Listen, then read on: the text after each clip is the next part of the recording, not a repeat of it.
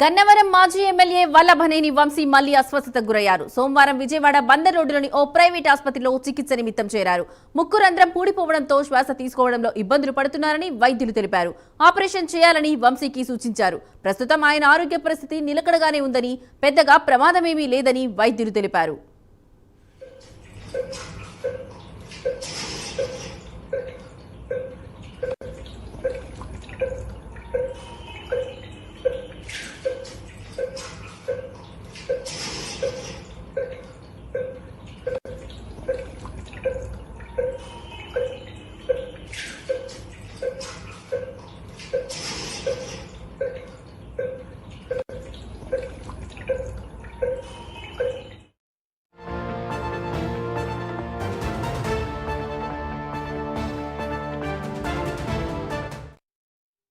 గన్నవరం మాజీ ఎమ్మెల్యే వల్లభనేని వంశీ మళ్లీ అస్వస్థతకు గురయ్యారు. సోమవారం విజయవాడ బందర్ రోడ్డులోని ఓ ప్రైవేట్ ఆసుపత్రిలో చికిత్స నిమిత్తం చేరారు.